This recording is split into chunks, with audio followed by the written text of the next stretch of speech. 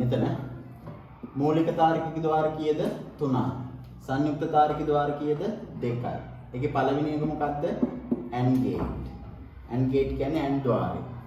AND ద్వාරයට අනුව මොනවද ඉගෙන ගන්න ඕනේ? සංකේතයයි, සත්‍යතාවගුවයි, පරිපතයයි. මෙතනින් එනවා මොකද්ද? ප්‍රකාශන. හරිනේ? මොකක්ද එන්නේ? ප්‍රකාශන. තේරුණාද? අපි ඉස්සෙල්ලාම ඉගෙන ගන්නේ AND එකට අදාළව. AND එකට අදාළ සංකේතනේ දාලා තියෙනවා. මොකද්ද? A B. හරිද? එතන මෙතන වෙනවා කිව්වේ මොකද්ද? ගුණණය වීමක්. මෙන්න ගුණ වෙලා තියෙනවා. A ගුණ වෙලා තියෙනවා B වලින්. හරිද?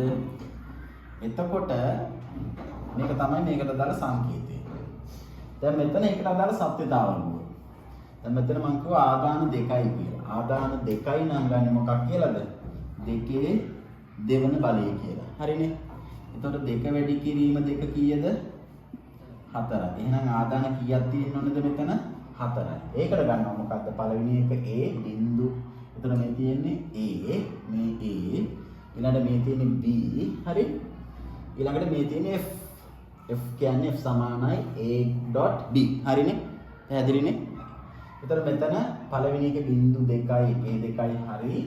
ඊළඟට B කියන්නේ මොකද්ද? බිංදුවයි 1යි බිංදුවයි 1යි. පැහැදිලිද? බිංදු 2.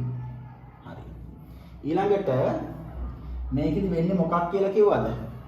ගුණ වීමක්නේ. දැන් ගුණ කරන්න. බිංදුව බිංදුවෙන් ගුණ කරාම කීයද? බිංදුවයි. බිංදුව එකකින් ගුණ කරාම කීයද? බිංදුව එකකින් ගුණ කරාම ඒ බිංදුව. බිංදුව ඕනෑම සංඛ්‍යාවෙන් ගුණ වුණා බිංදුවනේ.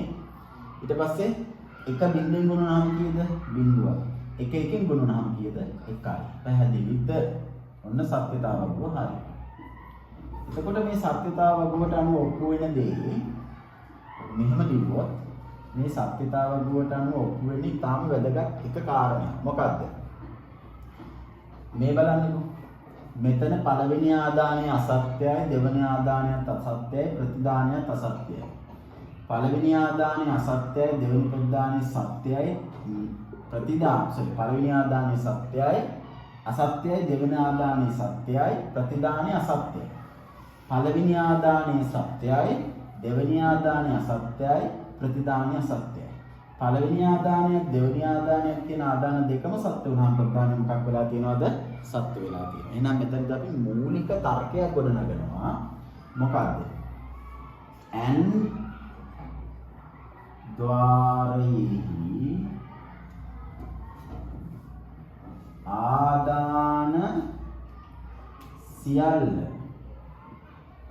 ආදාන සියල්ල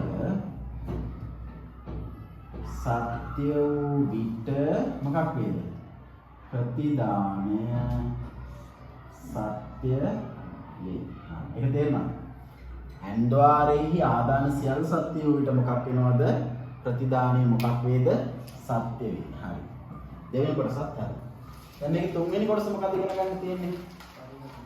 මේකට අදාළ මොකක්ද? පරිපතය. මොකක්ද මේකට අදාළ පරිපතය කියලා තමයි ඉගෙන ගන්න තියෙන්නේ.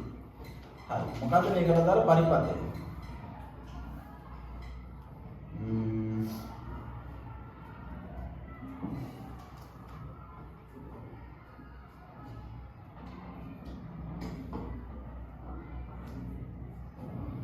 හරි. AND ద్వාරයට අදාළ පරිපතය. මම මෙන්න මේ මානවා.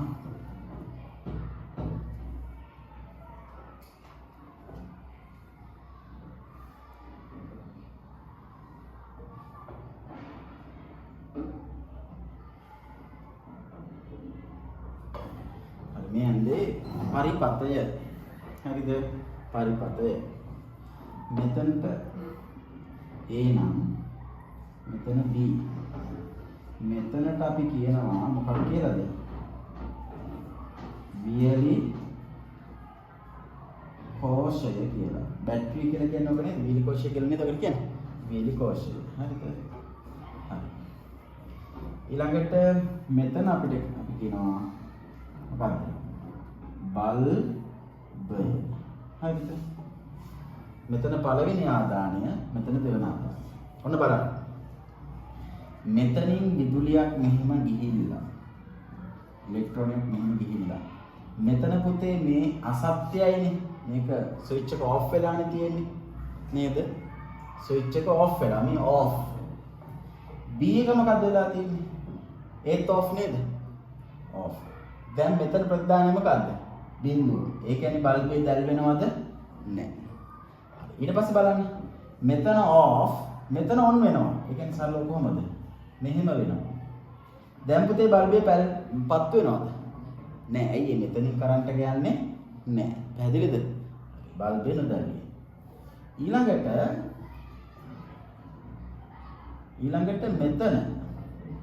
මෙතන ඔන් ඒ ඔන් හැබැයි ඒත් බල්බේ දැල්වේද නෑ ඇයි B off බල්බේ දැල්වේද නෑ හරිද තුන්වෙනි අවස්ථාව නේ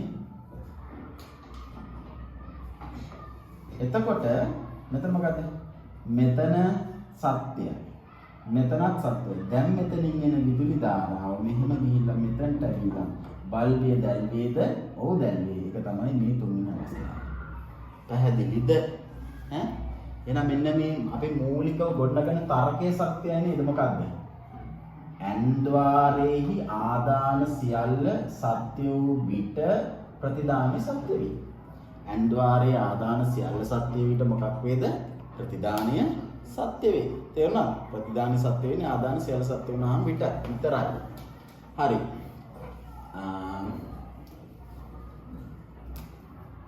මෙහෙම තියෙන අදින්ම ඊළඟට මේකට අදාළ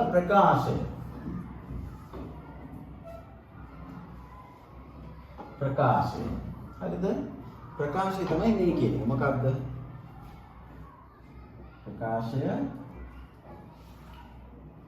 F සමානයි A.B ඇතැම් තැන්වල මේ ඩොට් එක නැතුව මෙන්න මෙහෙමත් දානවා නමුත් ඔයගොල්ලෝ මේ විදිහට A.B කියලා දාන්න පුරුදු වෙන්න ප්‍රකාශය රවුන්ඩ් කරලා පැහැදිලි නේද ගැටලුවක් නැහැ නේද ආයි මොළට යන්නකො සරලව තේරුම් ගන්න මොකද්ද කිව්වේ තාම ඉක්මනට ලොජික් ගේට්ස් වල O level වලට අදාළව තියෙන්නේ ප්‍රධාන තාර්කික ద్వාර දෙකයි එකක් මූලික තාර්කික ద్వාර සහ සංයුක්ත තාර්කික ద్వාර මූලික තාර්කික ద్వාර ඊට පස්සේ කොටස් තුනකට බෙදෙනවා and o සහ not කියලා ඊට පස්සේ සංයුක්ත තාර්කික ద్వාර බෙදෙනවා nan සහ no කියලා ගේට් දෙකකට ඒකේ පළවෙනි ගේට් එක තමයි and ගේට් එක මූලික තාර්කික ద్వාර වල හරිද එතකොට මේක මූලික එතකොට ඒකට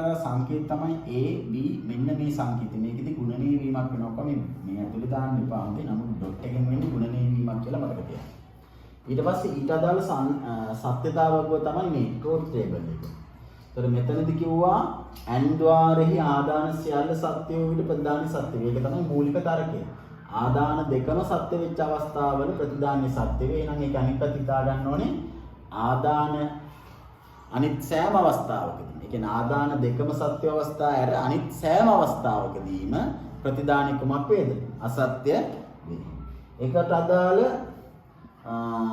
මේ තියෙන පරිපදය මෙන්න මේවට කියන්නේ ශ්‍රේණිගත ස්විච් කියලා ශ්‍රේණිගත ස්විච් නේද ශ්‍රේණිගත ස්විච් කියලා එතකොට මේ පළවෙනි ආදානය මෙතන දෙවන ආදානය මෙතන විදුලි කෝෂය සහ මෙතන බල්බේ තියෙනවා මෙන්න ප්‍රකාශය තියෙනවා ප්‍රකාශය තමයි F සමානයි A.B කියලා පළවෙනි එක හරි